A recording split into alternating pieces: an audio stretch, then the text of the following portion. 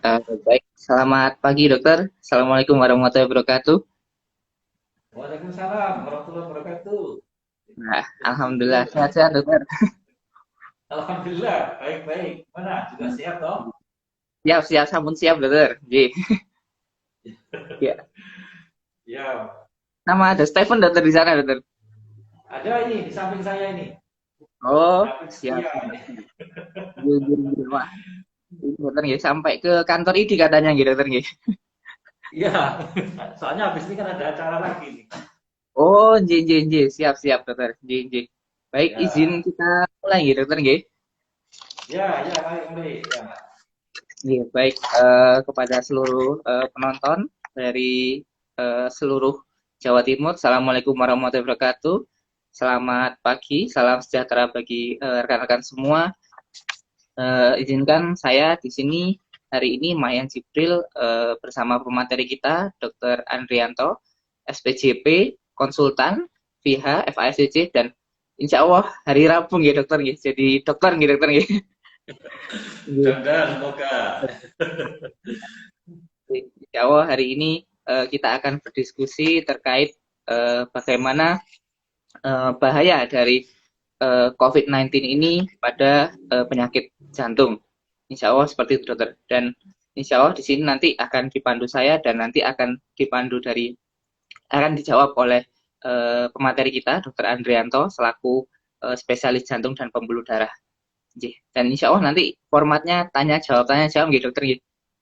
Ya, kita ngobrol aja yang intinya supaya informasi ini bisa nyampe ke sahabat-sahabat kita Instagram Satgas ID Jatim. Mudah-mudahan Siap bisa dokter. memberikan manfaat yang lebih banyak pada masyarakat luas ya.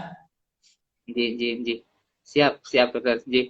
Ini dokter, jadi ada banyak pertanyaan dokter ini dokter. Ini kemarin saya juga dapat dari Stephen dan dari teman-teman dokter. Ini menurut Ya, dokter Andri bagaimana dokter kalau kondisi awal, mungkin dari segi epidemiologis mungkin ya, atau dari segi eh, apa namanya kondisi di lapangan ya, penyakit jantung dan pembuluh darah sebelum COVID dan sesudah COVID dokter. Kira-kira bagaimana dokter dan apa perbedaannya dokter? J, monggo dokter. iya. Ya, memang menarik ya. Jadi problem kardiovaskuler ini kan sekarang ini trennya akan meningkat ya, baik itu di negara maju, di negara berkembang, itu kan jelas angka kejadiannya makin hari juga makin bertambah. Terus kemudian kita di negara berkembang, beban untuk penyakit infeksi ini kan sebenarnya juga belum hilang ya. Nah ini kan kebetulan ada satu kejadian di mana ada kombinasi antara penyakit infeksi kalau yang saya bilang, jadi COVID ini, kemudian numpang ke penyakit-penyakit degeneratif yang secara spesifik kardiovaskuler ya, sehingga menjadi kompleks masalahnya. Dan kita tahu bahwa data-data yang real di lapangan bahwa penyakit jantung dan pembuluh darah ini kan menjadi faktor risiko ya, yang kemudian disebut dengan komorbid itu ya. Nah, yang ini yang menyebabkan ternyata angka kejadiannya atau angka perburukannya ini juga makin besar ya. Sehingga ini menjadi kompleks, belum lagi masalah COVID sendiri dalam hal mulai diagnosis, kemudian penanganan, ini juga masih menjadi masalah karena penyakit yang baru. Nah, ini beban kita menjadi double. Kalau yang lalu mungkin bisa kita pilih ya, antara penyakit infeksi dan penyakit degeneratif. Kalau sekarang ini dengan COVID ini kan betul-betul overlap. Nah, ini menjadi beban kita semuanya ya, saya kira ya. Dan kalau bicara tentang angka kejadian jantung ini di Indonesia itu dari angka yang saya dapat itu kan 1,5% dari penduduk itu dengan kardiovaskular problem. Belum lagi untuk penyakit-penyakit risiko faktor untuk kardiovaskuler ya. Untuk diabetes itu ternyata angka kejadiannya juga tinggi ya, 10, sekian persen dari masyarakat kita itu dengan diabetes. Kemudian kita tahu juga hipertensi. Hipertensi juga tinggi sekali ya. Hampir 30, saya angkat dapat angka 34%. Nah, inilah yang menjadi beban tambahan di kita ya. Dan ini menjadi tugas kita baik itu di prevensi maupun juga di kuratif. Saya kira kita harus bersama-sama untuk menanggulangi masalah ini. Jadi siap dokter. Nah, izin dokter berarti ada ini nih dokter. Berarti sebenarnya ada potensi-potensi bahwa penyakit kardiovaskular baik itu jantung maupun pembuluh darah di Indonesia ini justru malah menjadi resiko tinggi karena ketika adanya COVID maka penyakit tersebut bisa menjadi komorbid yang berbahaya gitu dokter gitu. Betul sekali ya. Jadi kan penyakit-penyakit penyakit COVID ini mulai dari awal kan diketahui faktor risikonya itu kan termasuk di sini adalah orang dengan penyakit kardiovaskuler. Terus kemudian juga faktor-faktor hematologi ya. Jadi faktor-faktor yang terkait dengan koagulopati atau kekentalan darah atau sesuatu yang memudahkan seorang mendapatkan trombus di dalam pembuluh darahnya.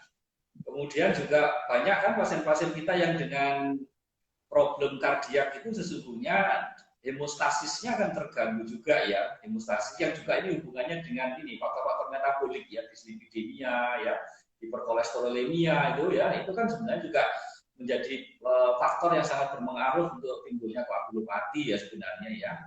Terus kemudian juga pasien-pasien kita yang dengan kardiovaskular disease ini juga imobilisasi ya, banyak yang artinya secara fisik itu ada keterbatasan. Oleh karena itu ini jelas menjadi faktor-faktor risiko yang seseorang mudah untuk akhirnya terinfeksi COVID ini. Dan juga nanti kalau seseorang ini kebetulan terinfeksi, maka dalam perjalanannya dari penyakit kardiovaskulernya sendiri itu mudah mengalami perburukan, belum lagi juga yang sebenarnya hanya masih memiliki faktor risiko, tapi kemudian nanti ada komplikasi kaitannya dengan kardiovaskulernya. Jadi yang tadinya sebenarnya stabil, kemudian menjadi tidak stabil karena bagian dari komplikasi COVID itu sendiri. Jadi memang menjadi masalah yang berbahaya ya buat sahabat-sahabat kita, saudara-saudara kita yang dengan faktor risiko kardiovaskuler maupun juga orang-orang yang sudah dengan penyakit kardiovaskuler. Saya kira gitu. Jadi baik, terima kasih dokter. Izin dokter, ini ada dari Dokter Sukma Sahadewa. Ini Ketua Ikatan Dokter NU di Surabaya, dokter. Ada pertanyaan, dokter. Untuk yang pertanyaan satu mungkin sudah terjawab tadi terkait fisiologinya. Dan yang kedua, dokter, izin. Ini kira-kira sakit jantung yang seperti apa? Atau mungkin sakit pembuluh darah yang seperti apa yang berbahaya untuk pasien COVID, dokter? Mungkin lebih spesifiknya, dokter.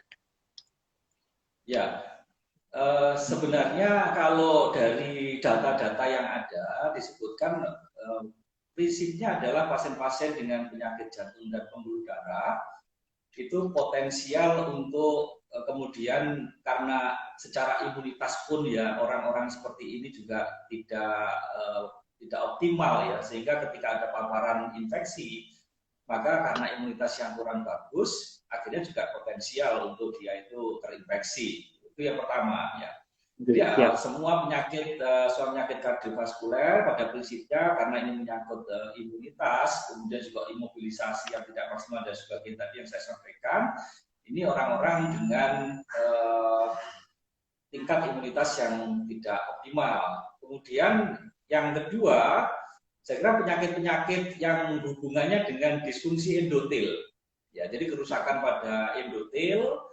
Jadi pembuluh darah kita ini kan lapisan paling dalamnya kan ada endotel. Karena kita tahu bahwa adanya disfungsi endotel yang karena hiperkolesterolemia atau hipertensi atau diabetes ya, disfungsi endotel ini juga potensial ketika nanti ada paparan virus ya, maka terjadi kerusakan endotel yang lebih ya. Kemudian juga kita tahu bahwa pembuluh darah atau juga di dalam organ-organ jantung kita tahu ada reseptor H2 kan, di mana ini menjadi reseptor spesifik dari SARS-CoV-2 ya. Ini juga akan menyebabkan mudahnya seseorang terinfeksi. Kemudian yang ketiga, saya kira penyakit-penyakit jantung yang ada hubungannya dengan terbentuknya trombosis ya. Dalam hal ini tentunya secara spesifik kita tahu pasien-pasien dengan penyakit jantung koroner. Ya ini kan kita tahu bahwa patofisiologinya karena adanya aterosklerosis ya, sehingga mudah timbul aterotrombosis ya, koagulopati di sana juga punya peran ya. Jadi itu saya kira beberapa penyakit jantung dan pembuluh darah yang erat kaitannya untuk terinfeksi dengan COVID ini. Iya, baik dokter. Secara tingkat berarti memang ini dokter dari imunitas. Kalau memang imunitas terganggu akibat penyakit jantung, dan yang kedua endotel, dan yang ketiga adalah trombosis, di mana penyakit-penyakit Ya, tersebut akan lebih berat gitu dokter ketika ada COVID gitu dokter. ya, betul sekali. Ya, Jadi, ya, ya, betul. terus izin dokter, ini juga ada pertanyaan dokter ini. Nah, kalau misalnya kita ada pasien, bagaimana caranya membedakan apakah ini memang murni COVID saja, ataukah, karena kemarin kan menarik dokter, ini kan sudah mulai ada temuan-temuan trombosis pada pasien COVID. Nah, apakah memang ini murni karena COVID, ataukah ini memang karena dia sudah punya sebelumnya? Nah, itu bagaimana dokter biasanya kita membedakannya dokter? Ya, ini memang sulitnya ini kan. Jadi COVID ini kan disebut sebagai penyakit 1000 wajah itu ya salah satunya. Iya dokter. Jadi selalu overlap, apalagi dengan jantung ya, karena kan keluhannya sering sesak, kadang-kadang juga nyeri dada atau hanya kelemahan begitu saja ya. Jadi memang sulit sekali untuk memastikan bahwa ini COVID atau seseorang yang dengan kardiovaskular yang ada perburukan, semisal ya, untuk pasien-pasien kita yang kita hadapi sehari-hari ya. Jadi overlap mereka ya. Nah, oleh karena itu memang suatu upaya untuk melakukan diagnosis secara lebih spesifik mau tidak mau harus dilakukan. Hanya kita mengandalkan pemeriksaan fisik ataupun juga anamnesis, saya kira sulit sekali ya bahwa ini apakah jantungnya, apakah karena COVID-nya ya, ini dua-duanya itu sering kali tumpang tindih ya, sering kali tumpang tindih. Jadi memang harus perlu pemeriksaan lanjutan ya, terutama pemeriksaan penunjang saya kira ya, karena pemeriksaan fisik saja itu sulit sekali untuk membedakan kedua penyakit ini. Saya kira begitu. Jadi siap, baik dokter. Memang itu memang dokter, kondisi saat ini memang seperti yang disebutkan dokter Andri ya, para pemirsa sekalian. Jadi COVID ini memang ada 1000 wajah. Dulu awalnya dikira penyakit paru, tapi ternyata merambat kemana-mana, karena justru malah kematian yang tinggi ini justru karena komplikasi dan multiple organ dysfunction, mulai dari gangguan ginjal, ada gangguan jantung, dan pembuluh darah. Nah, kira-kira dokter, selama ini kan dengan adanya COVID ini kan tentunya ada perubahan dokter yang terjadi di pelayanan jantung dan pembuluh darah, baik itu di rumah sakit maupun di praktek pribadi. Nah, kira-kira apa perubahan yang terjadi dokter? Karena selama ini kan mungkin kejadian banyak di berita ini orang-orang yang meninggal di jalan. Mungkin dikira COVID, padahal mungkin sebenarnya itu adalah mungkin penyakit kardiovaskular yang mungkin tidak terkontrol. Nah, menurut dokter Andri bagaimana dokter tentang fenomena tersebut?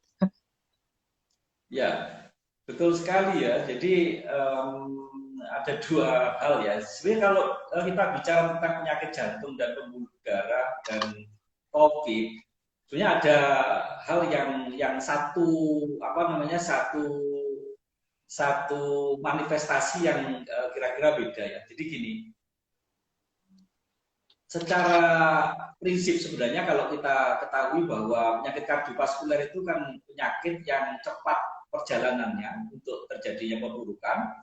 Kemudian yang kedua, untuk terjadinya sesuatu yang mengancam jiwa itu juga besar. Itu penyakit kardiovaskuler. Bedanya dengan COVID, kalau COVID itu memiliki 3 sifat sebenarnya. Jadi sifat yang tidak dimiliki oleh kardiovaskuler itu adalah infeksiusnya, jadi mudah sekali menularnya. Nah, oleh karena itu, kalau kita lihat sekarang ini guideline internasional ya, panduan-panduan penata laksanaan pasien-pasien dengan COVID dengan juga kardiovaskuler, semua dari guideline-nya itu berubah, di mana poin pertama itu pasti menyatakan bahwa pasien kita ini dengan COVID yang sudah terhandle atau belum.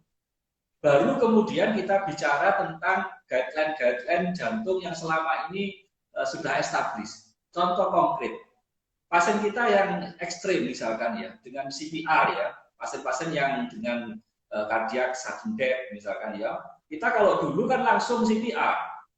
Tapi kalau sekarang guideline internasionalnya itu menyatakan bahwa pertama bahwa pasien kita ini COVID confirm atau tidak, kemudian preparasi daripada SDM alat-alat untuk registrasinya sudah siap atau belum.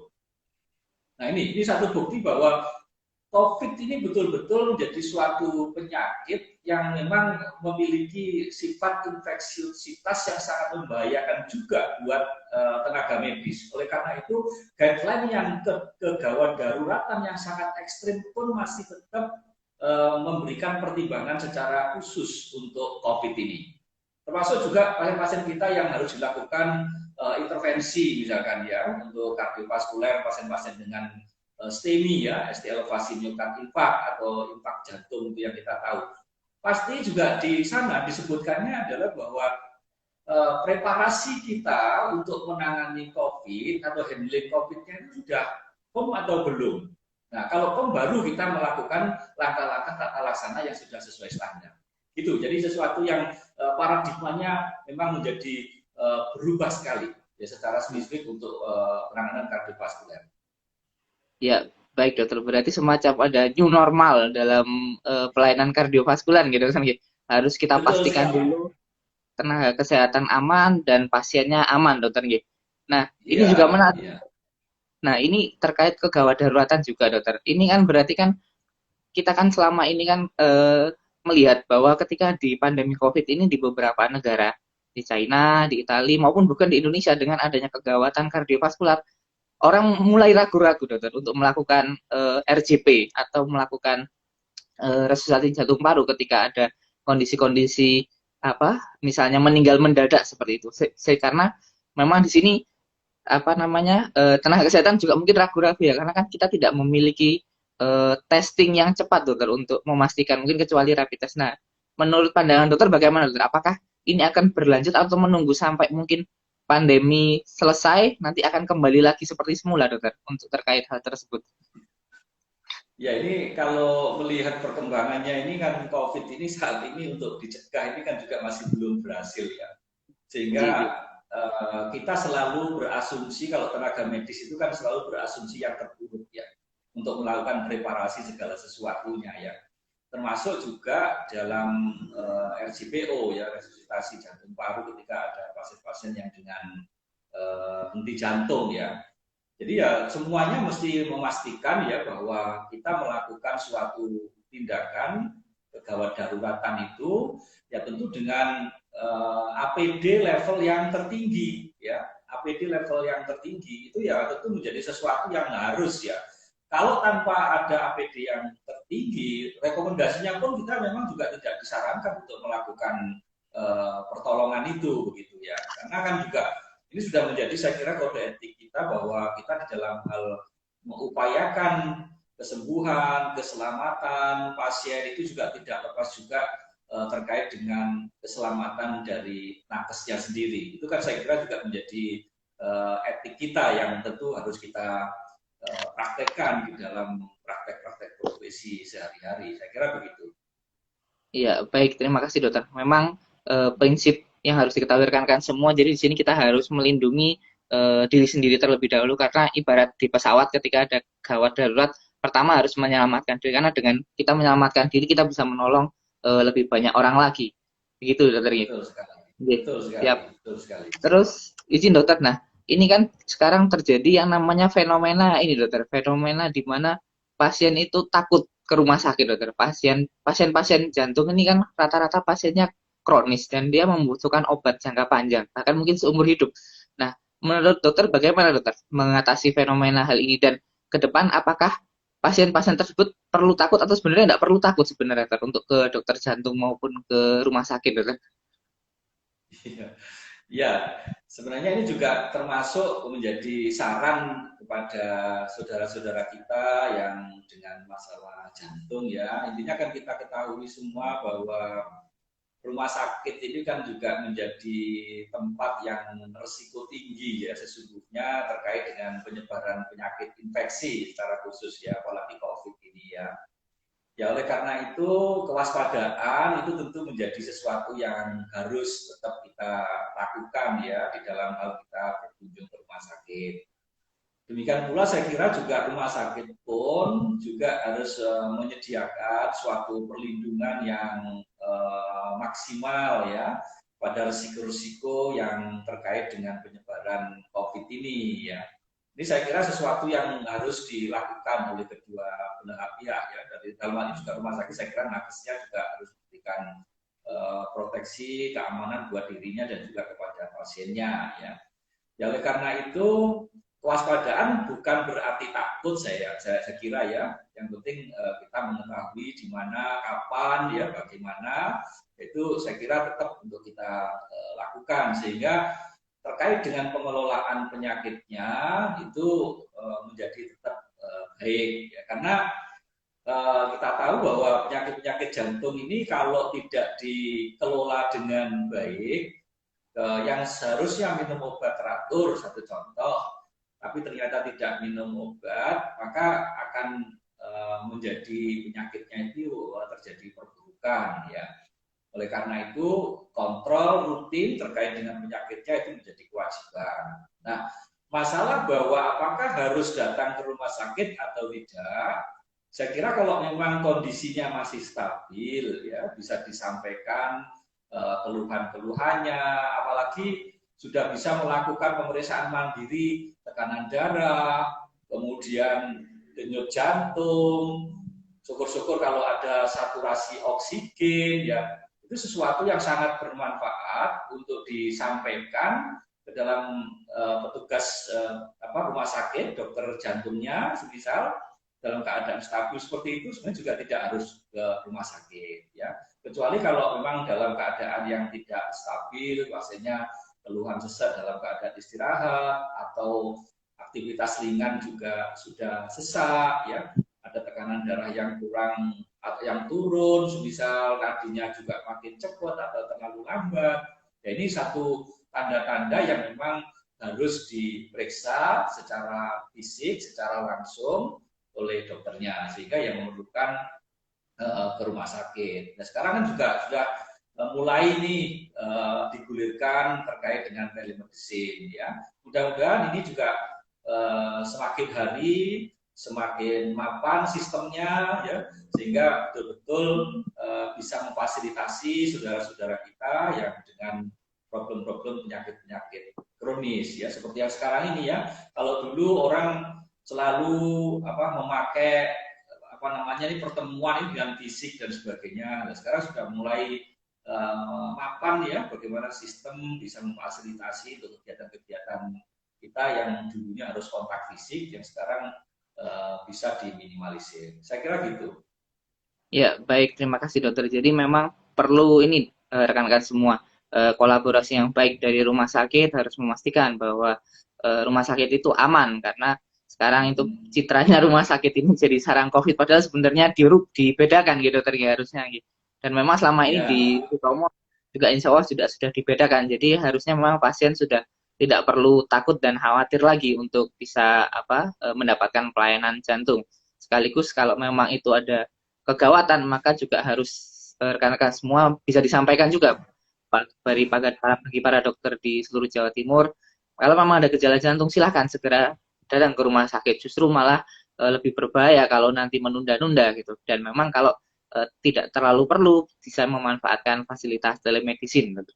Nah, ini menarik dokter. Apakah selama ini untuk pelayanan-pelayanan kardiovaskular sudah mulai bisa dibantu dengan telemedicine dokter? Artinya mungkin bisa dilakukan konsultasi digital, atau mungkin yang saya dengar akhir-akhir ini sudah diperbolehkan obatnya diambil 2 bulan sekali atau seperti itu. Nah, menurut dokter inovasi-inovasi seperti itu bagaimana dokter terkait pelayanan kardiovaskular di era COVID ini?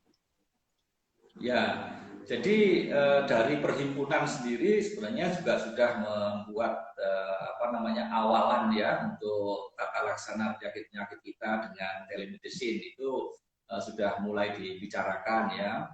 Kemudian saya kira juga IDI pun juga sudah mulai ya untuk membuat satu panduan-panduan bagaimana telemedicine ini dilakukan, dan juga BPJS sendiri kita tahu juga sudah mulai memberikan juga kemudahan-kemudahan agar supaya pelayanan tetap berjalan berjalan baik, tetapi bagi pasien juga nakes semuanya juga aman ya. Saya kira yang betul tadi rumah sakit beberapa atau juga mungkin BPJS itu yang jelas bisa memberikan kelonggaran-kelonggaran ya untuk terkait dengan pengambilan obat dan sebagainya. Itu kebijakan-kebijakan yang terkait dengan rumah sakit memang semuanya kalau yang saya lihat itu disesuaikan dengan kemampuan yang dimilikinya. Tapi yang jelas bahwa tinggal mengambil obat, hanya memberikan catatan-catatan kaitannya dengan keluhan, kemudian juga tanda-tanda fisik yang bisa disampaikan oleh keluarga, itu sudah bisa kemudian dilayani. Ya, jadi saya kira ke depan ini akan makin membaik, makin hari makin membaik, saya kira. Ya, baik. Terima kasih, dokter. Jadi, di sini terlihat bahwa baik perhimpunan, MAPERKI, IDI, maupun dari rumah sakit merespon kondisi pandemi ini dengan cepat ya. Dan artinya pedoman-pedoman terkait perubahan ini sudah berhasil mulai diimplementasikan. Ya, baik itu telemedicine maupun kebijakan-kebijakan terkait pengobatan. Nah, ini dokter, ini sekarang ini kan juga yang sedang galau, sedang bingung ini kadang-kadang dokter-dokter yang di puskesmas, dokter. Nah, menurut kan selama ini pertama pas mereka mendapatkan beban biasanya bebannya adalah ngurusi pasien-pasien hipertensi, diabetes. Nah, sekarang ini ternyata mereka bebannya justru malah ngurusi pasien COVID semua. Terus akhirnya kegiatan-kegiatan prolanis atau kegiatan edukasi khususnya masalah hipertensi itu mulai tidak jalan. Apalagi kegiatan-kegiatan puskesmas itu kan banyak-banyaknya kumpul-kumpul dokter biasanya. Seperti yang kita lakukan di Mojo dulu itu kan harus kumpul-kumpul. Nah, menurut dokter bagaimana dokter terkait edukasi kepada masyarakat di era pandemi COVID ini khususnya terkait penyakit kardiovaskular, dokter?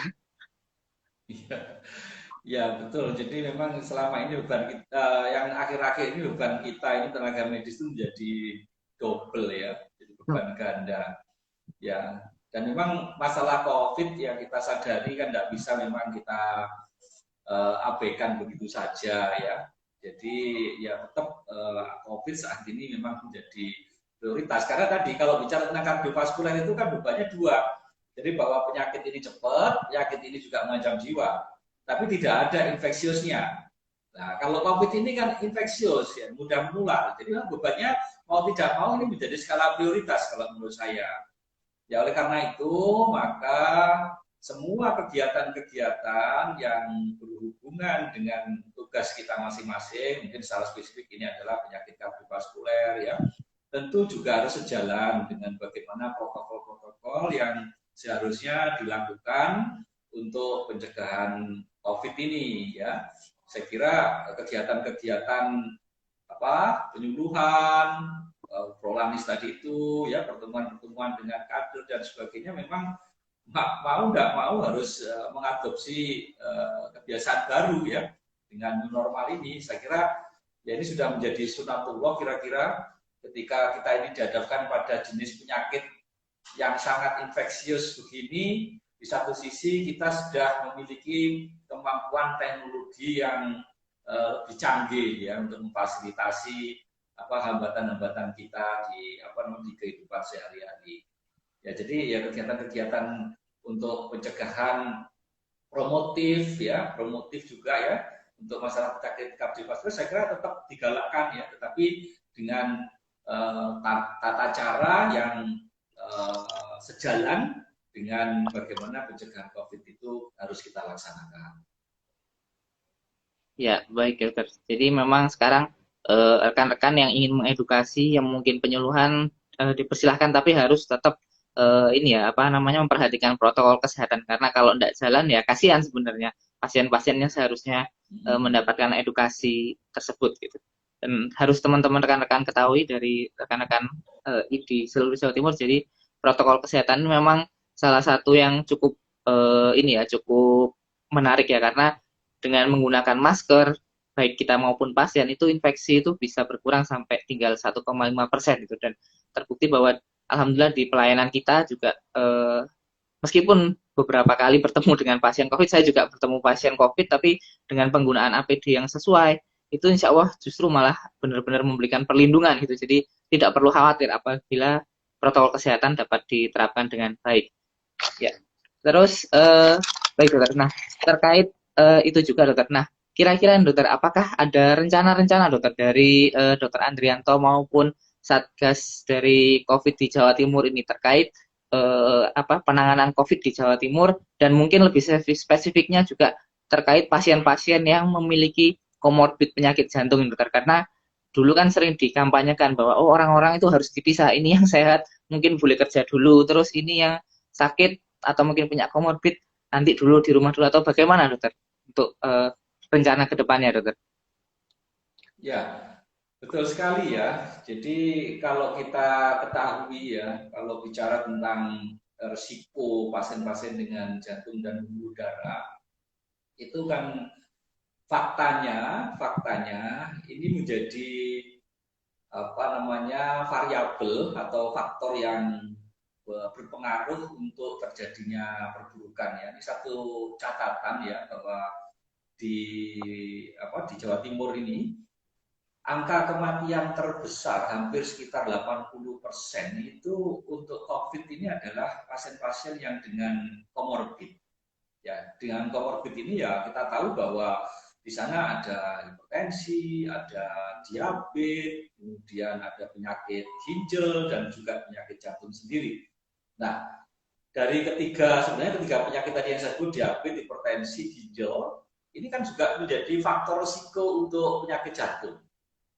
Nah, oleh karena itu, untuk mengantisipasi risiko atau juga menurunkan mortalitas atau angka kematian yang tinggi karena COVID, memang mau tidak mau kita harus memberikan perhatian kepada kelompok populasi kita, kelompok masyarakat kita yang dengan risiko tinggi.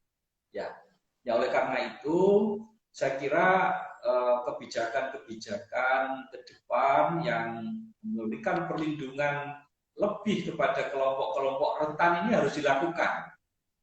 Nah, siapa yang harus melakukan? Tentunya ya tidak hanya pemerintah saja, tidak hanya tenaga kesehatan saja, tetapi juga saya kira kita sebagai anggota masyarakat secara keseluruhan ini harus terlibat aktif di sana.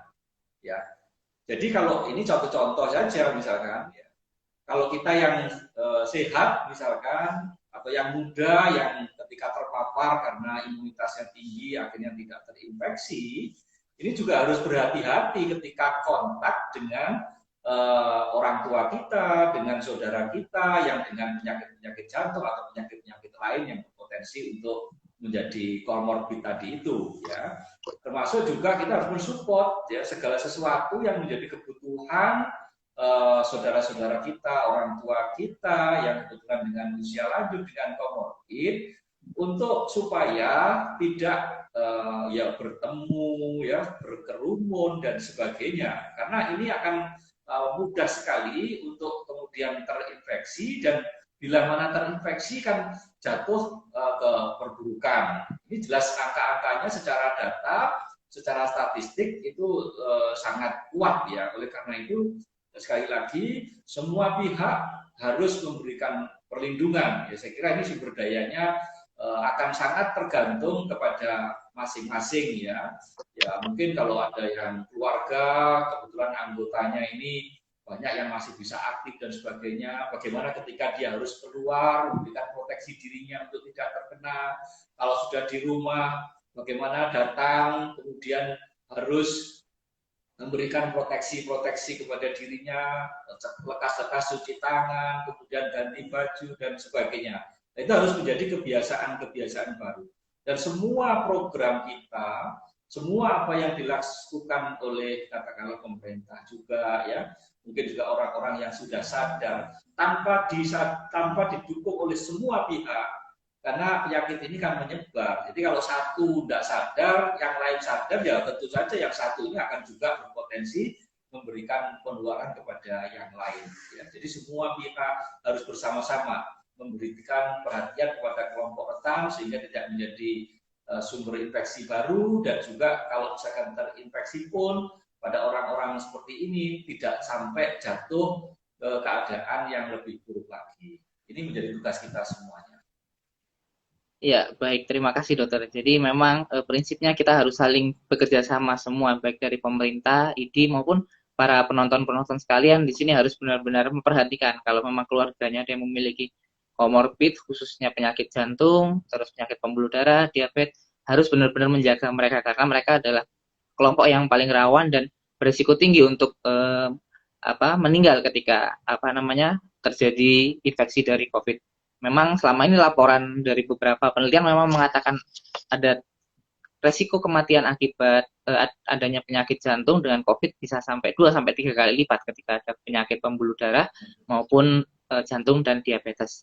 Nah, baik dokter. Nah, ini dokter. Jadi setelah COVID ini rame terus habis itu eh, orang-orang ini kan mulai sadar dokter terkait pentingnya kesehatan dokter. Akhirnya sekarang beberapa masyarakat sudah mulai eh, apa namanya mau untuk aktif. Kalau dulu itu kan problem penyakit jantung ini kan memang karena masyarakatnya tidak mau olahraga, tidak mau aktif, itu salah satunya. Nah, sekarang ini masyarakatnya sudah mulai mau goes, terus mungkin mau sadar diri olahraga, terus makanannya mulai diatur. Nah, menurut dokter bagaimana dokter terkait kebiasaan-kebiasaan sehat yang mulai muncul di masyarakat? Apakah ini memang karena pengen sehat atau mungkin karena bosan di rumah dokter? Nah, bagaimana menurut pendapat dokter Andri?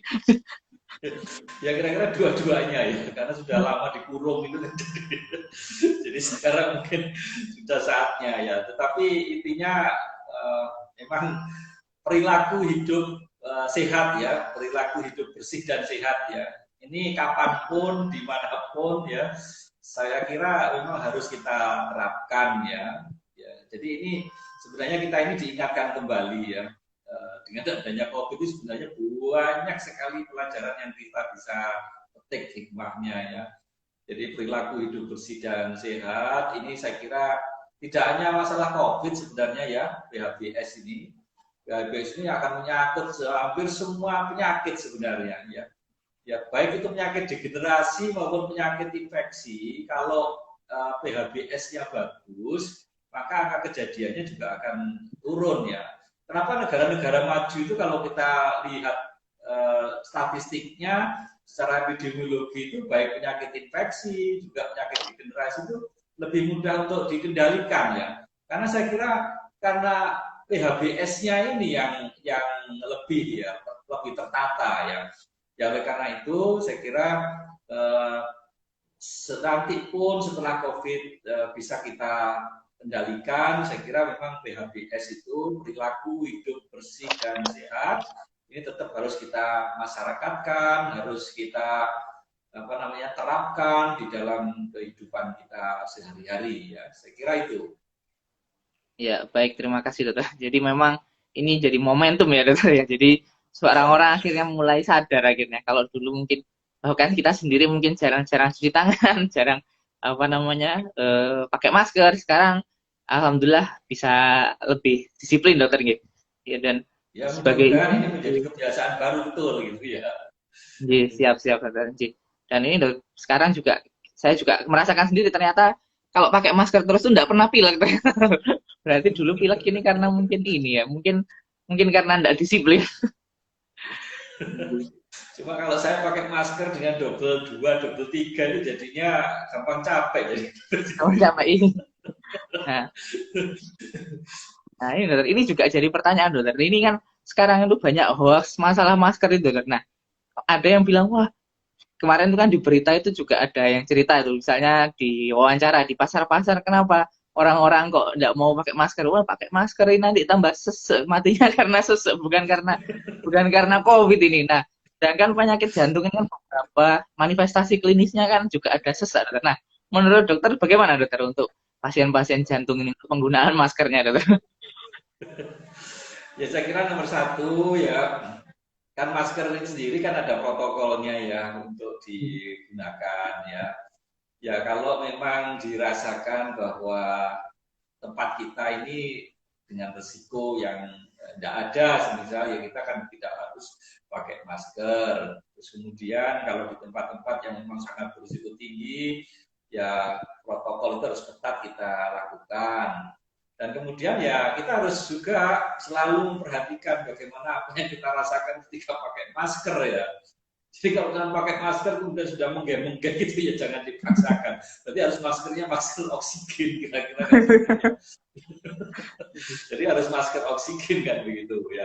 Jadi saya kira harus dipantau ya apa yang menjadi keluhan ya, terus kemudian keberadaan kita harus memakai masker yang level apa, bagaimana itu juga semuanya harus diperhatikan. Jadi tidak dikebiau-ya gitu ya.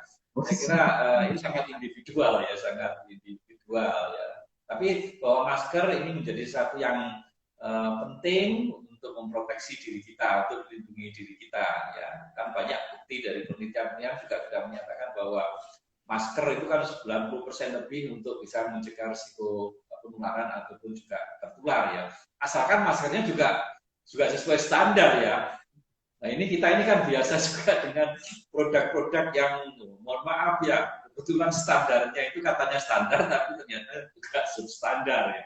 Itu dan juga caranya sendiri, cara pemakaiannya sendiri itu juga harus mendapatkan perhatian ya. Sehingga memberikan perlindungan yang kalau dari penelitian-penelitian sudah menunjukkan hasilnya baik sekali untuk mencegah penularan maupun tertular. Iya, baik. Terima kasih, dokter. Jadi memang harus ini ya, pasien-pasien meskipun dengan adanya komorbid jantung dan ini tetap harus menggunakan masker dan harus disesuaikan dengan kondisi dan situasinya. Memang Ya, sebenarnya kalau mungkin ya, kondisi biasa kan karena rata-rata pasien tersebut kan mungkin cuma keluar keluar rumah dan belanja mungkin masker sederhana sudah cukup gitu, dokter. Masker kain atau betul mungkin ya, masker ya. yang ada itu nggak usah masker yang 3 lapis gitu ya nanti maskernya ganti masker oksigen nanti. Iya. Jadi lebih penting sebenarnya suatu saat kita itu harus pakai masker gitu ya. Siap berarti Harapannya kan begitu ya. setuju setuju Bukan dokter. berarti Memang harus COVID-nya ini harus bersama-sama kita bisa tekan betul ya kan. Ya mudah-mudahan ini menjadi kenyataan sehingga kita ini juga bisa mengurangi segala kebiasaan yang sebenarnya juga tidak nyaman juga sebenarnya kan begitu ya. ya baik setuju dokter. Jadi memang rekan-rekan di sini juga harus paham ya bahwa masker ini ya akan kepakai terus selama kita belum bisa mengendalikan COVID ini karena COVID ini harus dikendalikan bareng-bareng dan memang saya dapat bocoran dari beberapa negara seperti di Norwegia, di Inggris sekarang maskernya sudah mulai dicopot karena negara-negara tersebut COVID-nya sudah mulai terkendali, akhirnya penggunaan masker sudah bisa diturunkan itu. Khususnya mungkin di outdoor karena kan kalau di outdoor itu kan resiko lebih rendah gitu. Nah, izin dokter Ya ini ada betul. pertanyaan dokter dari Dokter Rendra Mardika SPJP. Nah, ini mungkin terkait perspektif bagaimana pendapat dokter terkait inovasi-inovasi atau research atau teknologi apa yang bisa dikembangkan dalam bidang cardiac telemedicine, terutama baik di center-center pendidikan maupun center-center pendidikan kedokteran maupun teknik dokter. Nah, ini Dokter Rendra salah satu alumni dari kardiologi UNER juga dokter dan salah satu spesialis kardiologi yang concern terhadap inovasi-inovasi di bidang kardiologi dokter. Mau dokter? Ya. Dokter Indra ya, gimana Dokter Indra kan sehat-sehat aja ini. Lama enggak ketemu ini, baru ketemu di sini.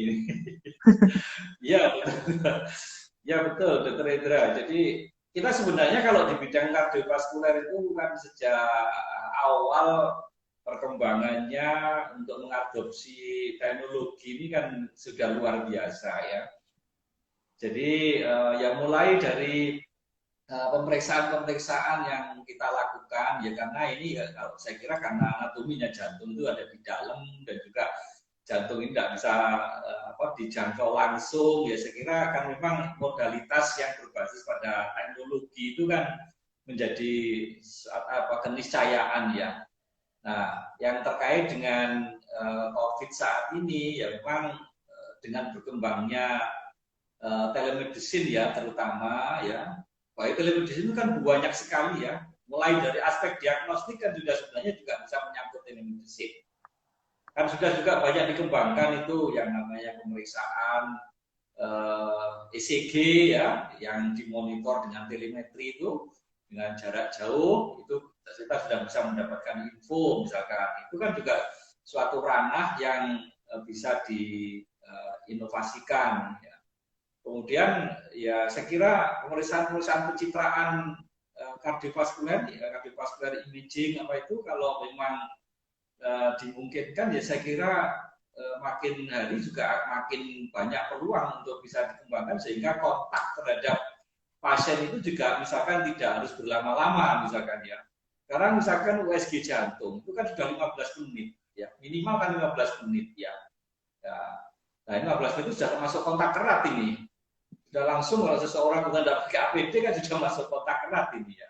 Ini sudah menjadi pasien, kita sudah menjadi bagian dari yang harus kemudian dipantau kan. Nah, saya kira hal-hal yang sifatnya inovatif kaitannya dengan prinsipnya adalah dengan teknologi informasi untuk menunjang telemedicine apapun saya kira menjadi bagian yang potensial untuk dikembangkan saya kira ya. Baik itu di rumah sakit maupun juga di praktek-praktek profesi. Ya nanti Dr. Hendra mungkin kita diskusi-diskusi yang lebih spesifik ya supaya ada inovasi untuk untuk masyarakat yang berasal dari tentunya perguruan tinggi ya. Ini kan menjadi tulang punggung pengembangan yang sifatnya memang berbasis pada kehidupan ilmiah ya. Saya kira itu. Ya, baik. Terima kasih, Dokter. Ini juga ada salam dari Dokter Rendra. Sehat-sehat, Dokter. Alhamdulillah. Semoga Dokter Andrianto sehat-sehat selalu. Ya, sama-sama. Ya, dan insya Allah ini jadi peluang ya, Dokter. Bersama Dokter Rendra juga untuk mengembangkan inovasi-inovasi khususnya di bidang kardiologi. Karena sejujurnya memang COVID ini menjadi momentum transformasi 4.0 ya. Dulu mungkin kita tidak pernah live IG gitu. Ini tiba-tiba kita bisa mengedukasi melalui IG dan alhamdulillah juga cukup lumayan ini peserta-peserta kita cukup antusias dan bisa kita melakukan engage gitu ya. Tidak perlu bikin acara yang besar, kita tapi juga bisa tetap mendapatkan manfaat, Dokter. Dan ini juga alhamdulillah ini Dokter ada banyak sekali Dokter ternyata dari PPDS kardiologi yang mengikuti acara kita hari ini. Ada Dokter Desa, Dokter Adityo, Dokter Eka, Dokter Ruth, Dokter Yoga, Dokter siapa lagi ini? Dokter Tita, Dokter Ajeng, Dokter Betty, Dokter Suryo, wah banyak sekali Dokter PPDS yang ikut Dokter. Nah mungkin ada pesan Dokter buat buat para PPDS ini Dokter selaku ini kan kita kan anak-anak dari Dokter Andri semua ini Dokter. Ya nomor satu ya saya kira kembali yang bolak-balik juga saya sampaikan ya safety first ya. Jadi dalam bekerja kalau menurut saya nomor satu adalah aspek keamanan ya. Itu pesan saya. Semua tidak ada artinya ya ketika kita ini berbuat sesuatu tetapi menyangkut keamanan kita sendiri itu menjadi masalah ya. Jadi di dalam hal belajar dan bekerja, saya kira harus selalu memperhatikan semua protokol-protokol yang kaitannya dengan bagaimana kita terlindung dari COVID. Dan tentunya juga pasien kita dan juga teman-teman naskes yang lain kita. Ini harus menjadi perhatian utama kita ya. Saya kira masalah safety ini sebenarnya menjadi isu internasional sudah lama, apalagi kalau sudah menyangkut-nyangkut yang advance, yang high tech itu kan mesti safety first. Naik pesawat ya safety first ya, DCI ya safety first ya, semuanya kan safety first ya. Jadi saya kira teman-teman para PPDS dalam bekerja itu nomor satu. Kemudian juga saya kira tidak ada artinya saya mendorong juga para PPDS memiliki inovasi, kemudian juga saya berharap sekali menjadi pionir ya di dalam situasi sulit seperti ini ya. Semakin kita mengenal masalah-masalah yang kita hadapi dalam keseharian ya, saya kira nanti kemanfaatan kita baik untuk diri kita maupun juga untuk orang lain juga semakin besar ya. Belajar terus, kemudian mengadopsi semua perkembangan yang ada karena sangat dinamis ya. Jadi mulai guideline, kemudian juga perangkat-perangkat baik itu diagnostik maupun treatment yang ada kaitannya dengan COVID, juga bagaimana sistem yang dibangun oleh sebuah rumah sakit untuk bisa tetap melayani pasien-pasien jantung dengan COVID dengan baik. Ini banyak sekali saya kira referensi yang harus tetap kita belajar ya. Dan semuanya saya kira kita harus mengakui bahwa kalau di dunia internasional semua kebijakan apapun itu kan selalu banyak sekali support datanya. Jadi semua itu hampir selalu berbasis pada bukti, ya. Makanya kemudian banyak sekali penelitian-penelitian yang muncul. Nah itu saya kira juga menjadi sumber-sumber inovasi yang nanti bisa kita terapkan di tempat kita bekerja maupun belajar sehari-hari. Ya, saya kira itu pesan saya. Ya, baik.